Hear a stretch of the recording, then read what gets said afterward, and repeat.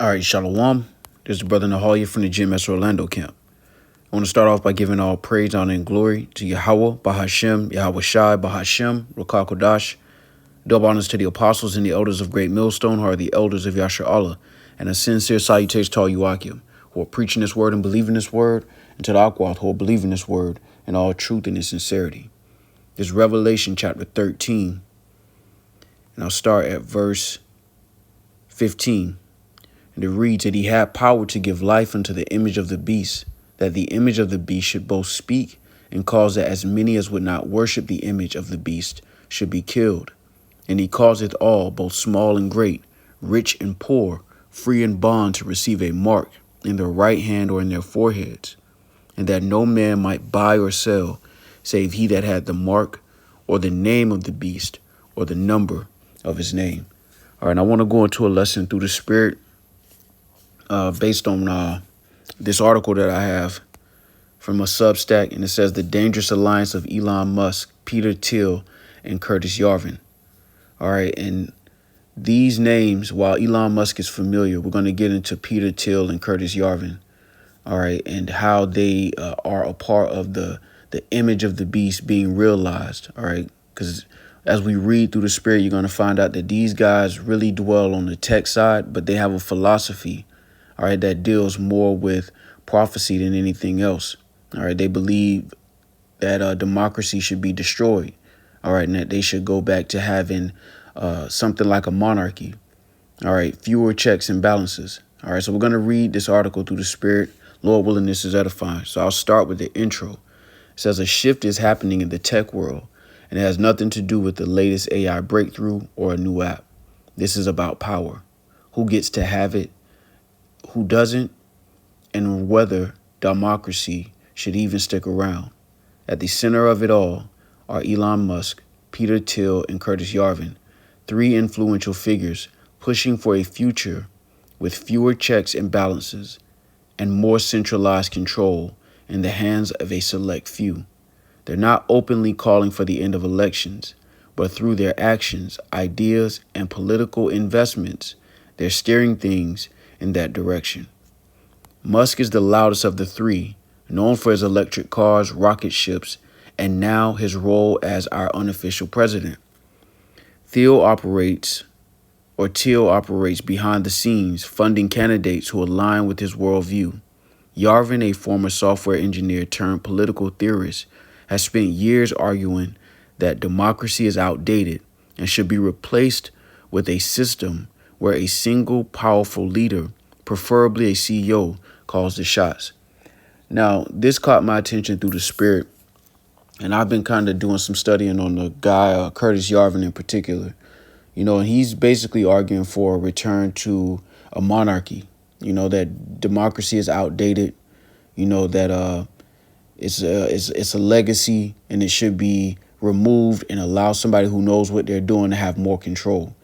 Now, the reason this caught my attention through the Spirit is because when you deal with ancient Rome, one of the things that got Caesar killed was his assumption of power, or his basically becoming dictator for life. All right. And they assassinated him because he was basically putting himself up as king of Rome. All right. This is what got him killed. You know, so you see this with the Edomites in general. You know, they use democracy at a point until it becomes somewhat useless to them. All right. And then they try to go back to a monarchy. There's this back and forth. All right. Now, we've seen democracy. All right. And I'll start with this in the scriptures. This is 1 Maccabees 8 and 9, because this is democracy, you know, really comes from those the Romans really perfected it. The Grecians, you know, kind of kicked it off. All right. And now what we see now is basically the revived Roman Empire and everything that comes with it. All right. Not just a democracy, but the fight to keep it or get rid of it.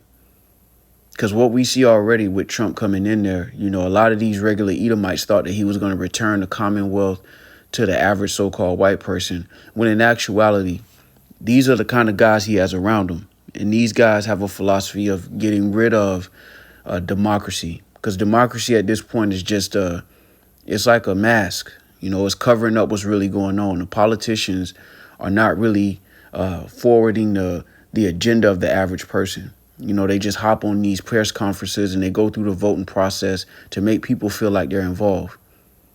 So they're already running something that isn't a democracy in the first place, but now they're trying to get rid of the act completely. So I want to bring this out first. It's First Maccabees 8 and 9. It says, moreover, how the Grecians had determined to come and destroy them, and that they, having knowledge thereof, sent against them a certain captain, and fighting with them slew many of them, and carried away captives their wives and their children, and spoiled them, and took possession of their lands, and pulled down their strongholds, and brought them to be their servants unto this day. It was told him besides how they destroyed and brought under their dominion all other kingdoms and isles that at any time resisted them. But with their friends and such as relied upon them, they kept amity, and that they had conquered kingdoms both far and nigh, in so much as all that heard of their name were afraid of them. Also, that whom they would help to a kingdom, those reign, and whom again they displace. Finally, that they were greatly exalted. Yet for all this, none of them wore a crown or was clothed in purple to be magnified thereby. Moreover, how they had made for themselves a senate house, wherein 320 men sat in council daily, consulting always for the people, to the end they might be well ordered, and that they committed their government to one man every year, who ruled over all their country, and that all were obedient to that one, and that there was neither envy nor emulation among them. So this is, a reference to democracy, and basically what guys like Curtis Yarvin is saying is that this system now is outdated. All right, now these things are important because when you combine that mentality with the tech side of things, you can easily see how the image is going to not just have the philosophy, but the plumbing, all right, the infrastructure to forward it. And this is the importance of the MOTB being inserted into people. Because at that point, they can now take the mask off and they can stop pretending to give people a democracy where they feel like their voice is heard. They can now take the mask off and just say what they want to say. And if you don't want to be a part of it, like it says in Revelation, the 13th chapter, you should be killed. All right, now we bring this out often. I'm going to read this verse and bring out the Greek word for killed. It says, and he had power to give life unto the image of the beast, that the image of the beast should both speak and cause that as many as would not worship the image of the beast should be killed. Now, when you deal with this word killed, apokteno, all right, and it says to kill in any way, whatever. Now, when you go to the root, which is apo, it says of separation. All right, and this is important because when you deal with the tech side of things, the infrastructure and the plumbing is already set up. All right, the conversation about cryptocurrency hasn't died down. It's only increased now with Trump being in office. And this is all leading somewhere. The Neuralink and everything that's involved with Elon Musk and his investments. Really, he's kind of like the front man, because when you deal with the guy Peter Thiel, he's really the investor. He's the money behind it all. All right. And they all are on one accord concerning the need for a different system. All right. Because really trying to get rid of democracy is really it's a petition for a new system, basically. All right. And we understand through the spirit and power of Yahweh Shema Shah, according to prophecy, that all roads are going to lead to this chip. All right. Which is the mark of the beast. All right. So let's continue. And let's deal with Peter Thiel. All right. Now it says Peter Thiel isn't just skeptical of democracy. He's openly against it. He once wrote, I no longer believe that freedom and democracy are compatible. Unlike many who share that belief, Thiel has the money and influence to act on it. For years, he has used his massive wealth to fund candidates who share his vision of a more centralized, less voter-driven system. One of his biggest investments has been J.D. Vance, who started as a Trump critic, but has since adopted a much more authoritarian-friendly stance. All right, so this guy, Peter Thiel, all right, is in bed with the vice president. All right, and has been before he was even nominated as vice president. And it shows you all of these guys are connected. And behind their connection is a philosophy, and that's where Curtis Yarvin comes into play. The belief of getting rid of democracy and establishing something with less, basically less say-so for the common person. All right. And they're painting it, when you go to interviews for like Curtis Yarvin, they're painting this image of it being good for everybody, less red tape. But really, again, we know according to the scriptures, we're not ignorant of Satan's devices. The moment that they say peace and safety, we know what that means. All right. This is 1 Thessalonians 5:3. For when they shall say peace and safety, then sudden destruction cometh upon them as travail upon a woman with child, and they shall not escape. Because right now the fight, particularly when you deal with who's in the White House, is no longer to make America great again for the average so-called white person. All right. And that was the dog whistle. Make America great again was like the dog whistle to the average so-called white person that, we're going to restore that privilege. That was a lie. It was a Trojan horse, because now it's a battle of classism, the rich versus the poor, and they've thrown their own people into that pot. All right. And this is why we say this through the Spirit. And the scriptures say this first and foremost, Ecclesiastes 14:5. He that is evil to himself, to whom will he be good? He shall not take pleasure in his goods. Because the agenda that these guys are pushing is not for the return of so-called white privilege per se. It's really elitism, the rich versus the poor. If you got the money to be in the club, cool. If you don't, you don't. That's the phase that we're at. And that's the scriptures talk about: a kingdom divided against itself cannot prosper. Now, when you dig into this guy, Peter Thiel, all right, let's just keep reading. It says, Thiel's influence extends beyond individual politicians. Many of the candidates he backs don't just want to win elections. They want to change the way government functions, stripping away checks and balances meant to prevent abuse of power. Rather than calling for the outright end of democracy, they frame their efforts as a necessary correction to a broken system. The result is the same, though: a political landscape where billionaires decide who gets to participate in government at all. And this is why, we're seeing basically an oligarchy. All right. Now, when you deal with that word, let me just get a quick definition. All right.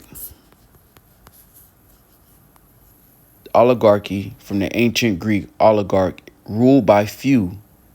All right. From oligos, few, and from archo, to rule, is a form of government in which power rests with a small number of people. And that's what you see forming. All right. This is basically the beginning stages of that.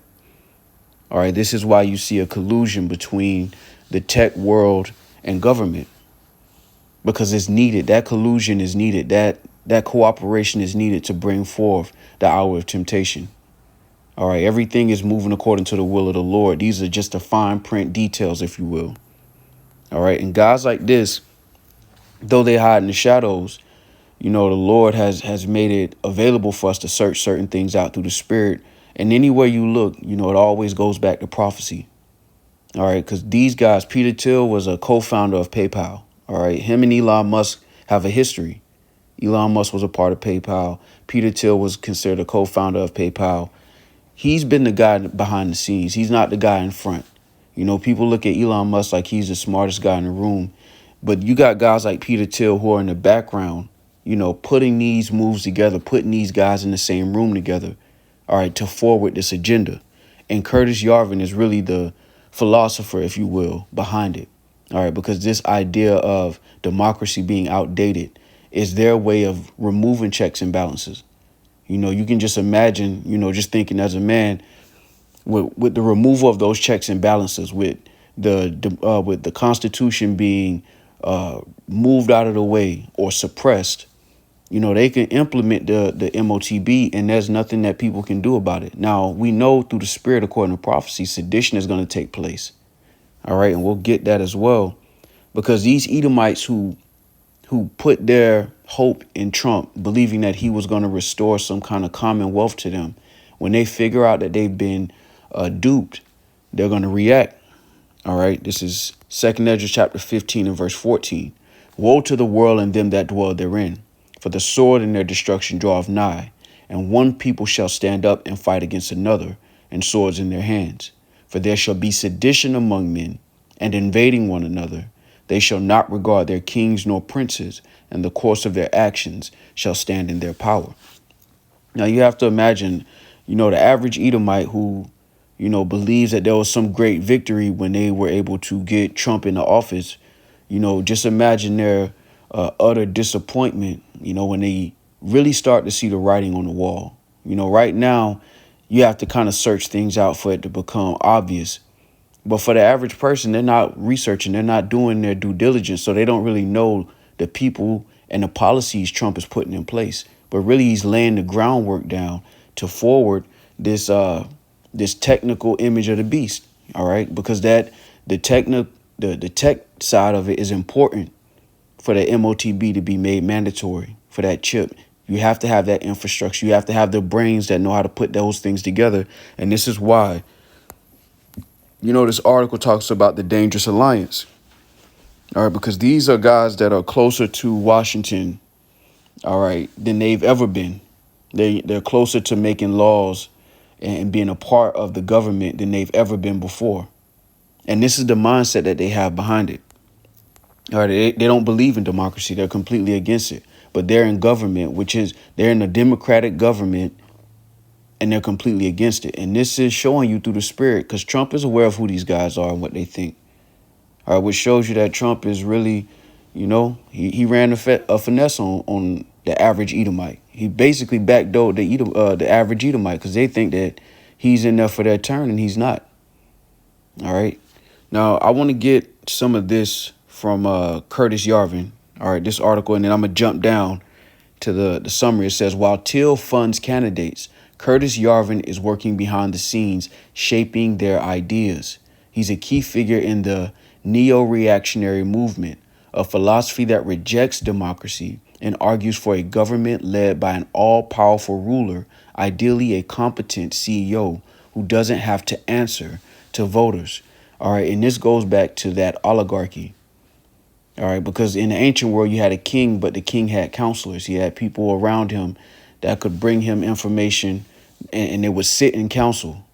The king had the ultimate say-so, but he would sit in council. And basically what these Edomites are doing is they're trying to create this elite class that rules over everybody else. So they've thrown their own people into the pot. All right. Now I want to jump down to this part. It says, Yarvin argues that elected governments are inefficient and that society will function better under a leader who can act without political constraints. His ideas conveniently align with those of Till and others who see democracy as an outdated system. Yarvin isn't a politician, but his ideas are influencing people who are. And the more his ideas spread, the more normalized this vision of unchecked power becomes. All right, and J.D. Vance has mentioned this guy Curtis Yarvin by name. So behind the scenes, while they're in front of people on a podium with the little American flag button on their suit, and they're, a guy like J.D. Vance is giving people, we're going to restore, we're going to make America great. Behind the scenes, these are the philosophies and ideas that these guys have. And ultimately, that goes back to prophecy. All right. All roads lead to the will of Yahweh Shema Shai. All right. These are the details, the fine print, but it all leads to prophecy and the will of the Lord being accomplished. But because the world perceives unlearned and ignorant men as the messengers, all right, they don't take the word of the Lord serious. And it's meant to be that way. It's supposed to come as a shock to people that the things of the Lord, the will of the Lord is playing out in real life. All right. That's why the scriptures say in Ezekiel. Matter of fact, I'll get that real quick. Ezekiel 33:33. And when this cometh to pass, lo, it will come. Then shall they know that a prophet hath been among them. Because our apostles and elders, first and foremost, have been talking about this, the chip being made mandatory, all right, for decades before there was even the technology in place to do it. When it was only science fiction, and now it's playing out in real life. And these are these pieces that the Lord is moving around the board, all right, to bring about his will. All right, this is Proverbs 21:1. The king's heart is in the hand of the Lord. As the rivers of water, he turneth it whithersoever he will. All right. So these are guys that are close. They're all on the conservative side of things. All right. Elon Musk, we know, is heavily involved with government at this point. Peter Thiel is a big investor. All right. In the conservative party. All right. And individuals in the conservative party. But he's also an investor in the tech side of things. All right. Matter of fact, I had it pulled up. Let me see if I can get it again. Yeah, I want to get some of his investments. Here it is. All right, so when you look at his investments, Peter Thiel, Palantir, PayPal, Founders. All right, Palantir, Valor. Another one was Oculus, I believe, but they're not showing it on this one. But Palantir, all right, for those who don't know, I'll just get this. All right, it says Palantir. Basically, Palantir is I want to see. Here it is. Palantir Technologies is an American publicly traded company that specializes in software for big data analytics. All right, let me see if I can get more on this.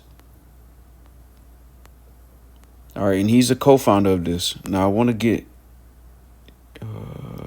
yeah. All right, here it is. It says, released in 2008, Palantir Gotham is Palantir's defense and intelligence offering. It is an evolution of Palantir's long-standing work in the United States intelligence community. So these guys are all in bed. You know, the tech side is now heavily involved in government. And what we're finding is you do studies, you're finding that the tech side has a philosophy. You know, they have an idea. They have ideas that are against, all right, what most people voted for Trump for, you know, and that's democracy and the restoration of democracy. The average Edomite, you know, the patriotic Edomites believe that Trump is the right answer, but they don't realize he was a Trojan horse to get guys like these in. All right. And it only goes further towards this MOTB being made mandatory. Now, I want to end it with this. I'm going to get this. It says techno-authoritarianism. It says this isn't a military coup. It's not a violent overthrow. It's not as blatant and obnoxious as January 6th. It's something much quieter and slower and arguably much harder to stop. Thiel is funding the politicians. Yavin is providing the ideology. Musk is controlling the narrative. All right, and this is why he bought X. You know, when you see the play, when you know it's Esau, the scripture said we're not ignorant of his devices. He used X to basically fund support for Trump. All right. And it gives him his own microphone, if you will. All right. He's able to push his narrative on a app that has billions of people on it. You know, it was a great investment. You know, he spent $270 million to support Trump.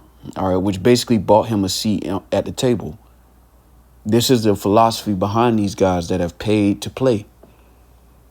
All right, and it's going to forward this system going from where it is now to a more digital version of Rome, with the cherry on top being the MOTB.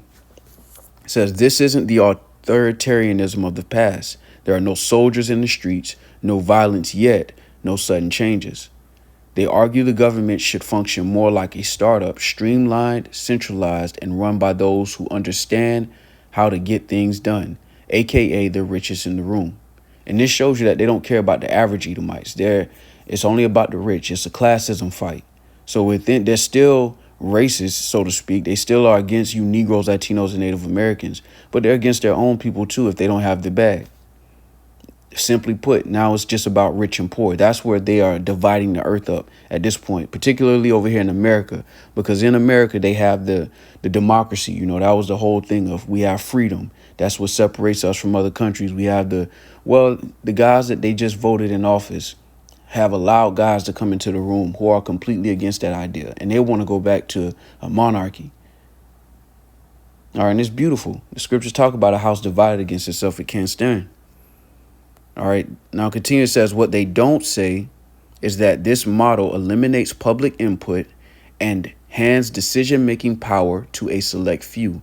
And the select few are certainly not representative of the diversity of the U.S. population. Many of them are openly discriminatory toward marginalized groups. And this is facts.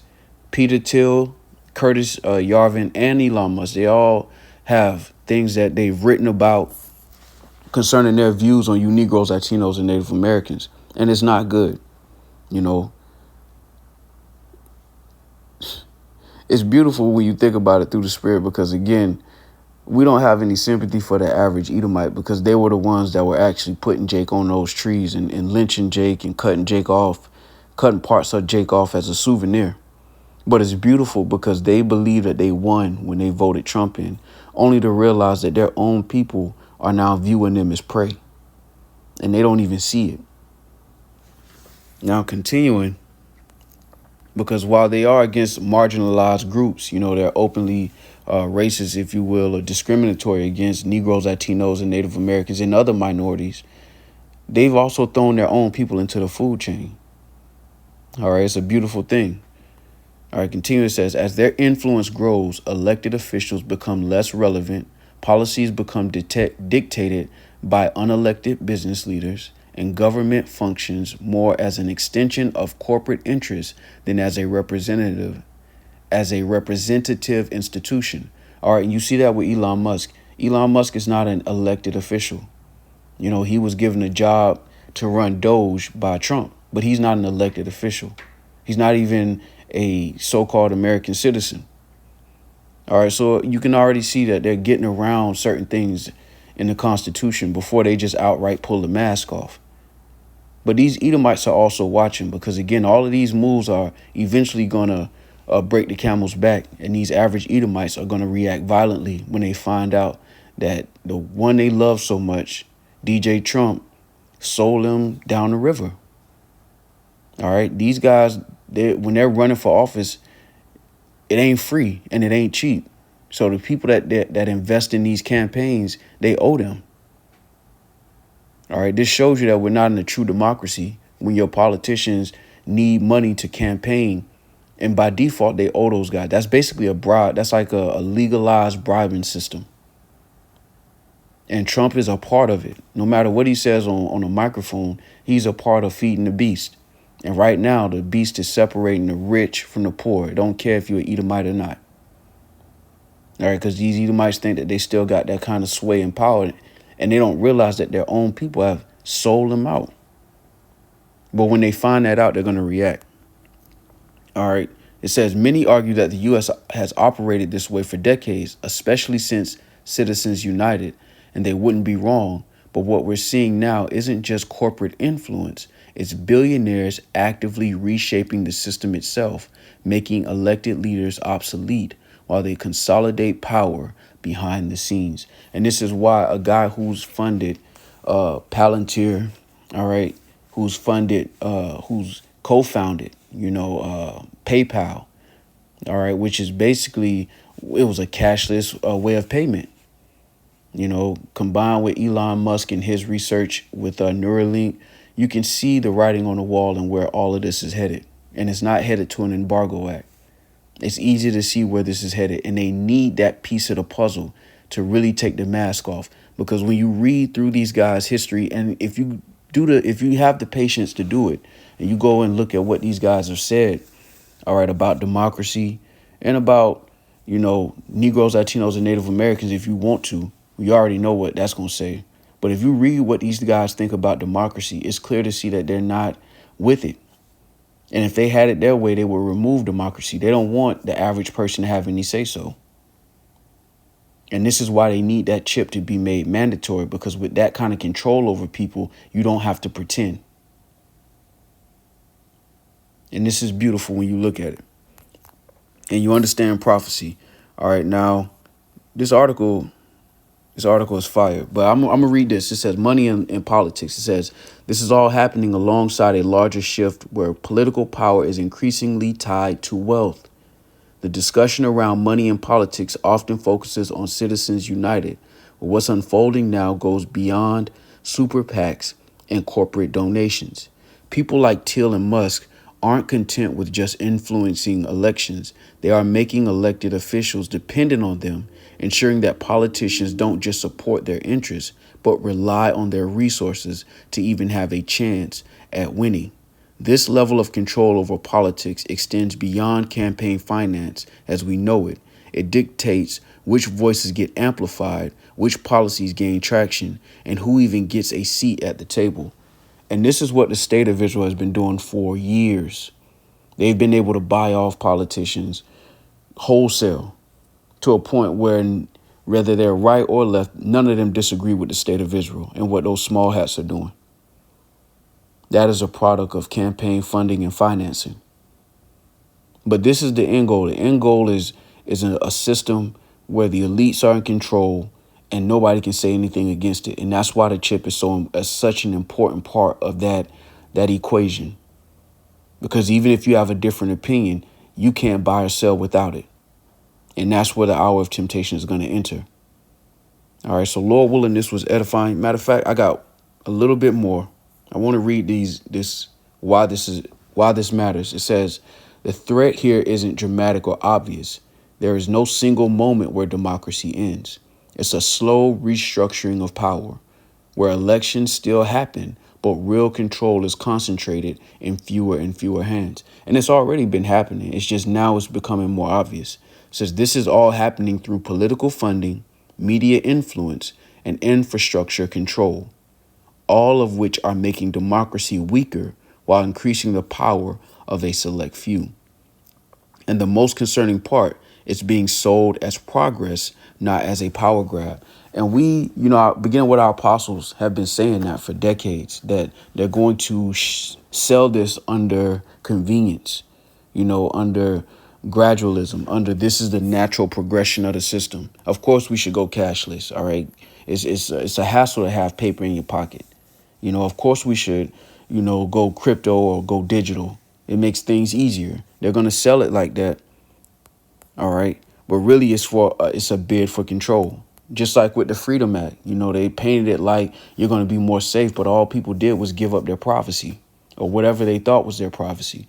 This is Isaiah 29:16. It says, surely your turning of things upside down shall be esteemed as the potter's clay. For shall the work say of him that made it, he made me not? Or shall the thing framed say of him that framed it, he had no understanding? All right. And all of these ideas are old. Antiochus wanted everybody to be one people at one point. All of these ideas are old. It's just Antiochus didn't have the type of resources that these Edomites today have. They have the resources to actually put this thing in place. And that's why the scriptures talk about in the fullness of sufficiency, he shall be in straits. He's going to get close to completing his mission concerning this system that he's trying to bring forth, but he's not going to be able to complete the mission. And we know that according to prophecy. Matter of fact, I'll get that. All right, this is Job 20:22. And it reads, in the fullness of his sufficiency, he shall be in straits. Every hand of the wicked shall come upon him. All right, and when you go into wicked, all right, it goes into the laborers. All right, and that includes Edomites. Because when the rubber hit the road and they really put two and two together and they see the finesse, they're going to react, man. They're going to react. And we know, according to prophecy, according to the mercy of Yahweh Shemal Shah, we know where this is headed. But when you see how adamant people are as far as these Edomites and their support for Trump, when they find out what's really going on, they're going to react. And it's beautiful through the spirit because, again, the Lord told us before what happened. All right. The Lord said what would happen and how it would play out. All right. We see the beginning rumblings of it, but we ultimately know where it's headed through the spirit and power of Yahweh Shemal Shah. All right. This is Isaiah 46:9. Remember the former things of old, for I am power and there is none else. I am power and there is none like me, declaring the end from the beginning, and from ancient times the things that are not yet done, saying, my counsel shall stand, and I will do all my pleasure. All right, so Lord willing, this was edifying with that. I want to give all praise, honor, and glory to Yahweh, Bahashem, Yahweh Shai, Bahashem, Rokah Kodash. Double honors to the apostles and the elders of Great Millstone, who are the elders of Yasha Allah, and a sincere